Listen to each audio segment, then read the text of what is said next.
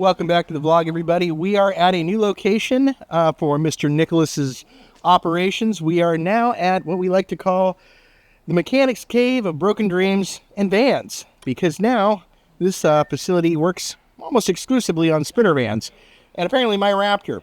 We're inside. We've been doing a lot of work the last few weeks and months in the making, with some time off because I had to go to China and come back from China and do all kinds of random stuff. But we've done a lot of sound deadening in the truck, where we put on some stuff called Killmat, which is like a sound deadening material in the cab to limit some of the noise from the exhaust and the new huge mud terrain tires.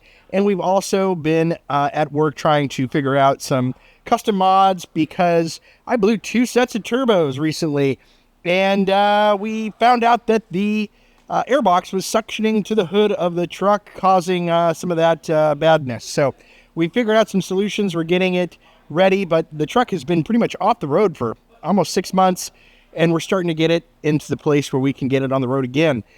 So let's go in there, check out what Mr. Nick's doing.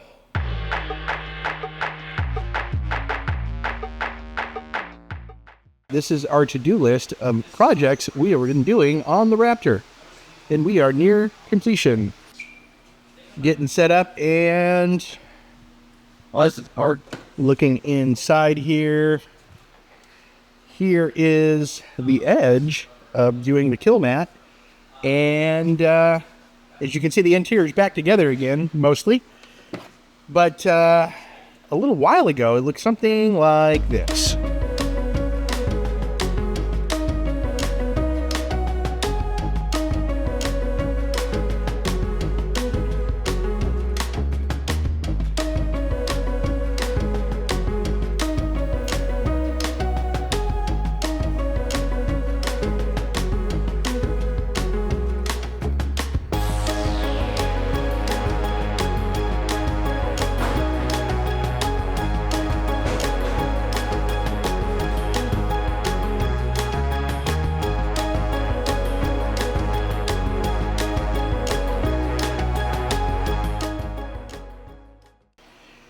So, what was going on with the truck? So we blew 2 sets of turbos in this truck, which is not great, but we're on the mend. We figured out the cause of it after lots of searching and forum hunting, I guess you could say, and we found out that, well, aftermarket airbox, sitting a little bit too high, intake, suction cupping to the hood of the Raptor, causing a vacuum and blowing up turbos. Turbos go boom. Bad news bears. But now we're on the verge of fixing it. We've been rocking this bit without the cap on it for a while, and that sort of helps, but you limit the power because of the distribution that way. But we're about to cut out this section next to create an air vent. That's our solution. Custom fabrication, everybody. Another thing we did was replace this glass because it cracked. That was not fun. So, by the way, it was $700 to find a piece from a junkyard to replace this. Yay. Fun times. Mr. Nicholas, what little dangly bits are you installing now? So we had, during all of the various shenanigans, unfortunately, one of the aftermarket replacements for the 3 wide vehicle lights. For those of you who don't know, these lights are here not to look cool. These lights are here because they're federally mandated. This vehicle, being more than 88 inches wide, is legally required to have 3 amber lights in the middle and 2 on the sides, as are Mack trucks and etc. That's where that trend comes from. These are too fat. She a thick girl. But one of them front. So, got another set, now I got to install it.